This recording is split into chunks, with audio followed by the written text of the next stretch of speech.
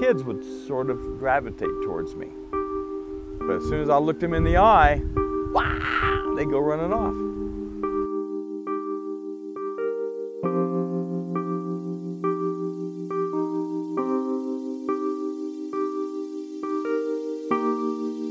And next thing you know, we're on our way to Japan. And Dave and I go to Japan for a Colorado ambassador sister state relationship with Yamagata in Colorado.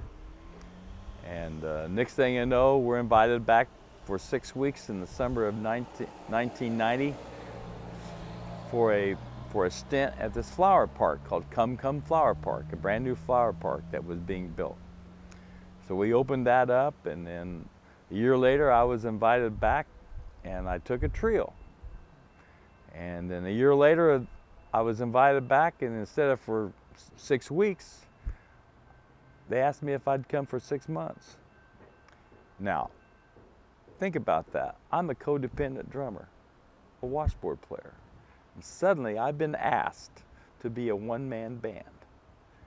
I was terrified, but I met the challenge. I put some backing tracks together, and I went over there with a little cassette tape of backing tracks, and they put together a PA for me, and for 6 months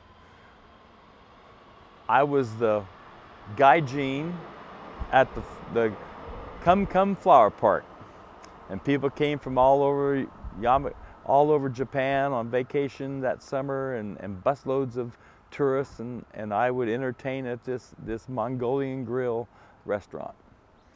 Well, halfway through the summer,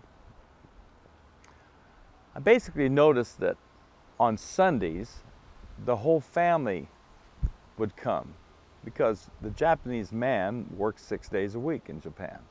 So Sunday was his only day off.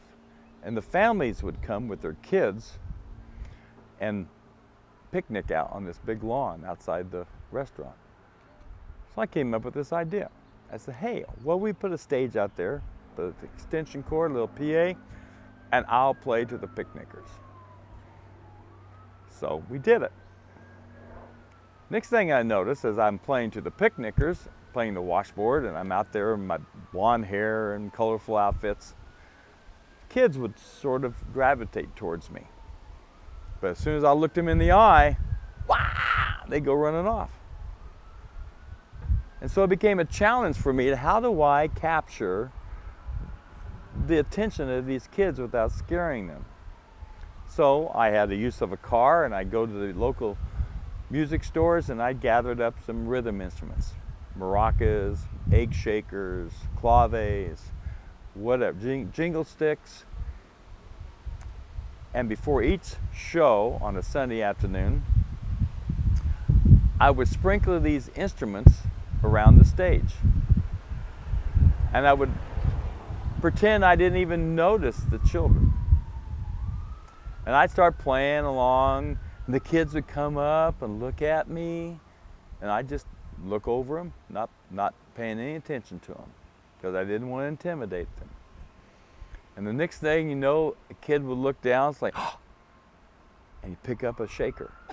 And another kid would pick up a shaker. And before long, I would have 20 or 30 kids around me, all playing along. And the next thing you know, I'd be doing a little conga line with these kids around their parents and stuff playing. Well, I did that for the last 3 months of my 6-month stay in Japan. And that was I guess you'd call it another turning point in my life.